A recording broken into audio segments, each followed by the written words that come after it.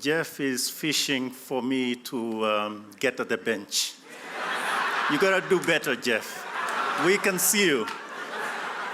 Actually, if you really want to get me on the bench, March 6th, you need to run with me at the First Ladies Half Marathon. If you win, I'll be there.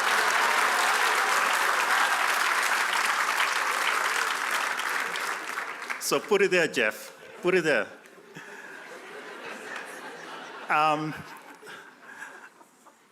Ladies and gentlemen. Oh, goodness. He may actually do it.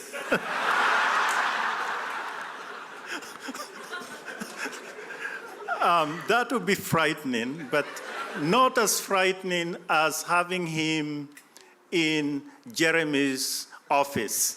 That would be truly shocking as the MD. But work has to proceed. So, Professor Gituru Wainaina, Acting Director General of Vision 2030. Mr. Francis Okomo-Okello, Board Chair. Jeremy Awori, Managing Director, Barclays Bank. Distinguished guests, I would actually single out Sam Ambudo. He's not a guest, but he belongs here. Mary Awol, and of course, Albert Ruturi. Ladies and gentlemen, good morning to you all. Good morning. I am honored by your invitation to witness this epic milestone. But I would actually say, for me, I'm delighted to be here. I feel very much at home. Yeah, there are small problems about Jeff, but that's another issue. I'm really delighted to be here. And truthfully, there are people that I just saw for the first time today. And these have been, and one in particular, has been one of the heroes in my mind, okay? One of the advantages of coming home has been that I have had, for whatever reason, there's some sort of, you can call and invite somebody to a meeting and they'll show up. And I've had to meet some of the luminaries that I have thought about, legends. And one in particular is Kipchoge Keino. You all know him.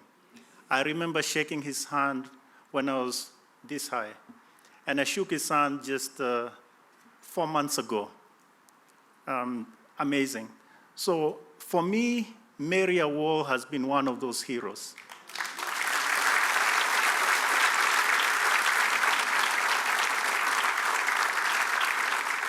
I did not know her connection with Barclays, or maybe I'd forgotten, but today I've shaken her hand. She will be invited to have tea with the governor.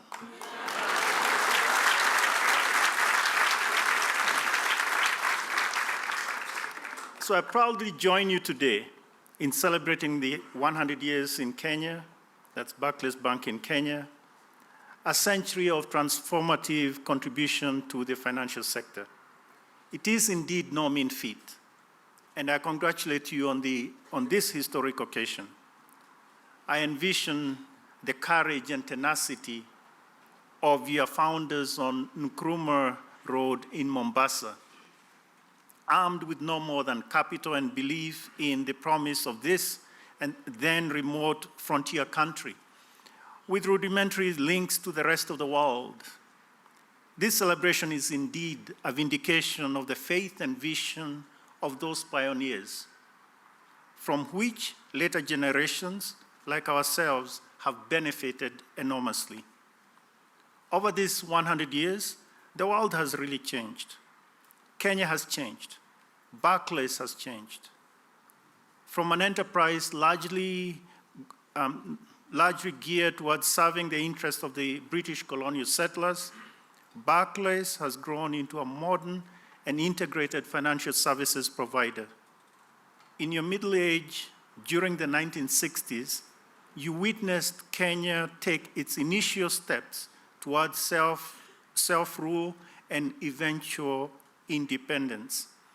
Today, you serve a wide clientele through products and services that exemplify innovation and support the Kenyan entrepreneurial spirit.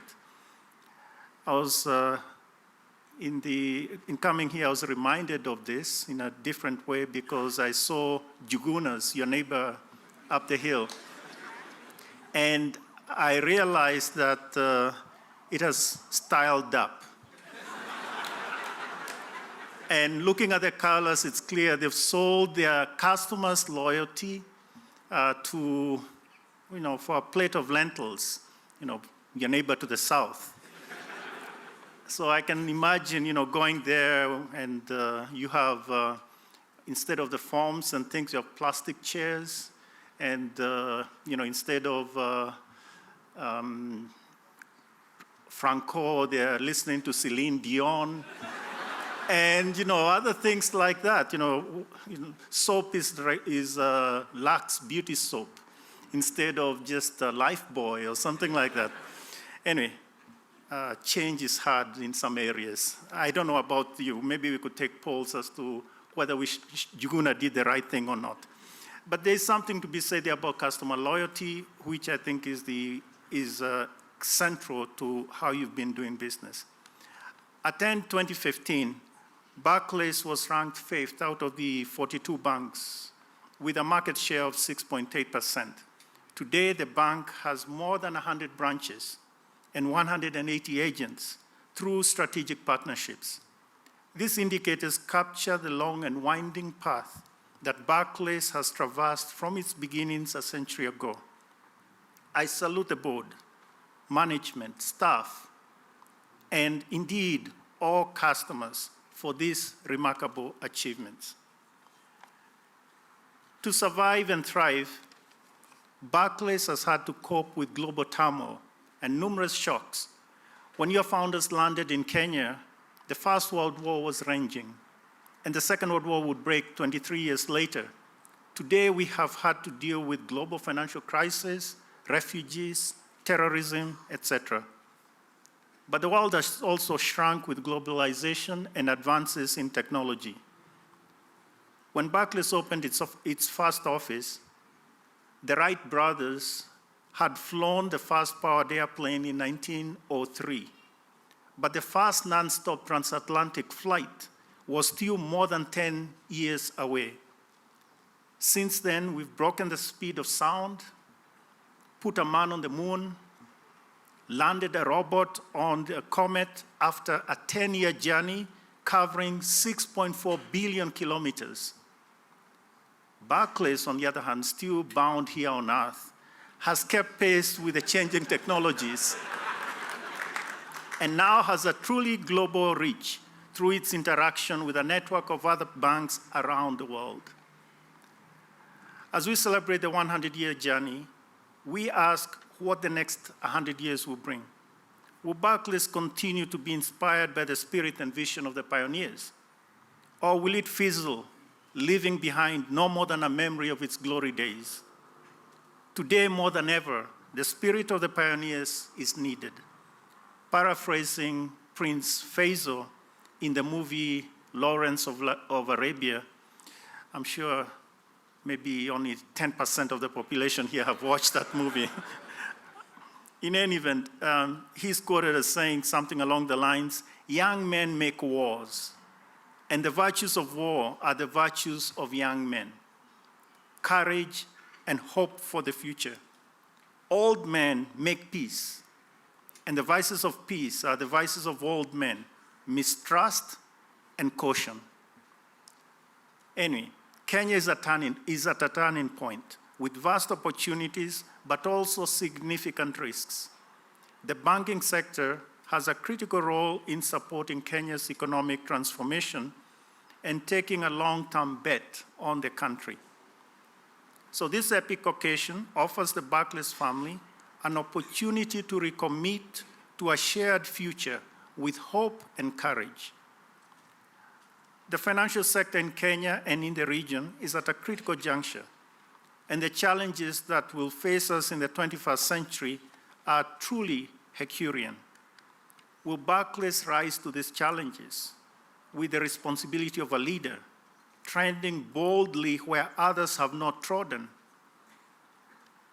Today, questions about the cost of borrowing and banking services, enhancing transparency and information disclosures, strengthening corporate governance and business models. Appropriate responses to these questions require courage and hope for the future, not mistrust and caution. Ladies and gentlemen, the age of average is over. A globalized world is unforgiving, and there's no room for mediocrity.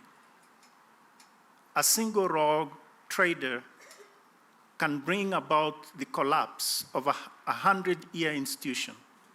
A globalized world allows only the thinnest of margins, and each customer has to be dealt with as if this was the only customer in the world. I'm sure Mary could give us a lecture on that. That's how you turned around the Westlands branch. Each of us and our institutions have to be the best that we can be, renewing ourselves relentlessly as the pioneers did. We have to be nimble, quick to adapt to the rapidly changing world. In this, I again underscore the need for innovation. But you know you're in the right place in Kenya because we are truly the hotbed of innovation.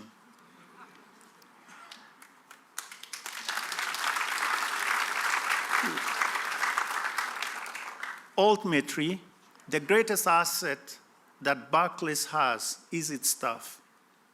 Most of them are unsung heroes in the back rooms, cleaning crews, far-flung branches, security guards at the door, etc. All dedicate themselves with professionalism, integrity, and a spirit of service. This is what all our institutions, including those in our banking sector, need to see and adopt.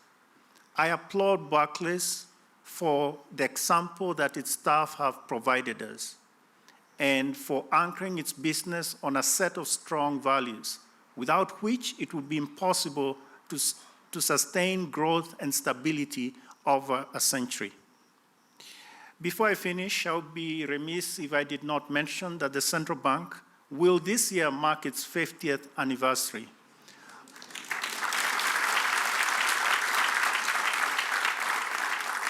I know I'll see Jeremy there, but he'll be somewhere in the back. Because at the front, we'll have two specific gentlemen and one lady. I think you see them over there. So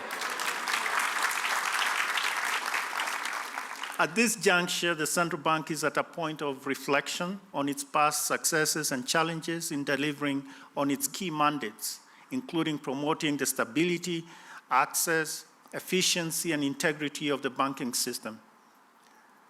The central bank will continue to take steps to further strengthen prudential regulation and supervision with a view to supporting the continued safety, soundness, and growth of the banking sector.